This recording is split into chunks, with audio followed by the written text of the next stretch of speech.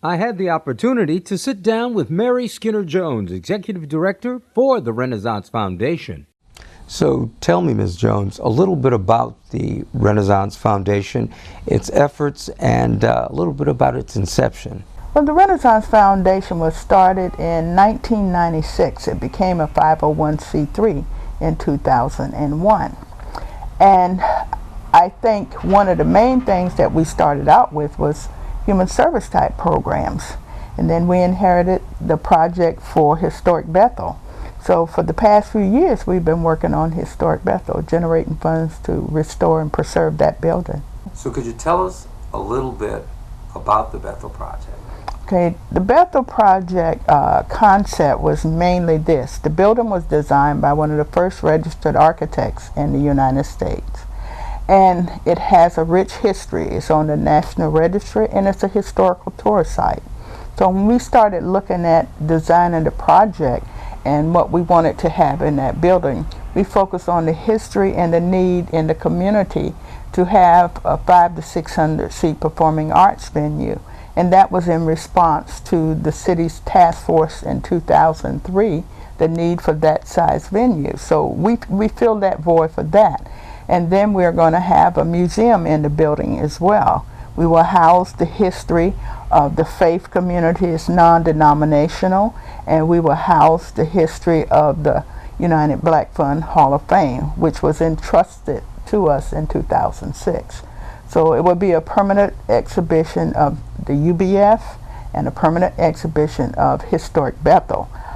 We include other churches. We encourage them to document their history, and we will be housing their history there on a rotating basis as well. Could you tell me a little bit about the economic impact of such a facility in this community, or any community for that matter? A couple of years ago, we had Harvey Gantt here, who they named the Gantt Center after in Charlotte, to talk about historic preservation.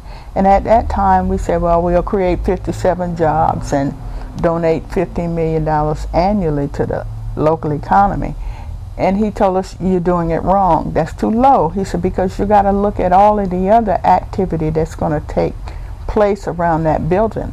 And his words were true, because since we started the stabilization, the fundraisers that we've had, the type of artists that we've bought here, we've donated $2.4 million to the local economy.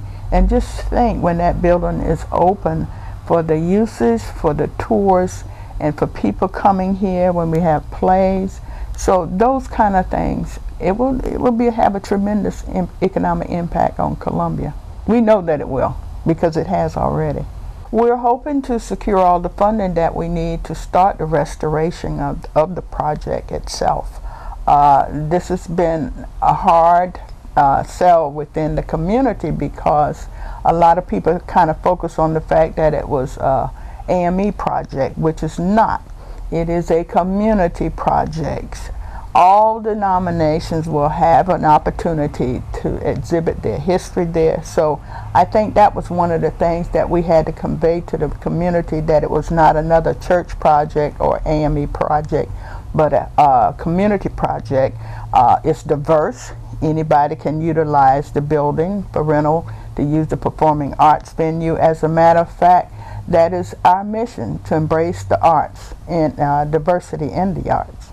So if our viewers wanted to get a little bit more information about the Renaissance Center, how would they go about getting that information? Okay, you can call the foundation at 733-5634, or you can email us at the foundation, renaissancesc.org, and we have PayPal. You can pay via website. Also, we are located at 1247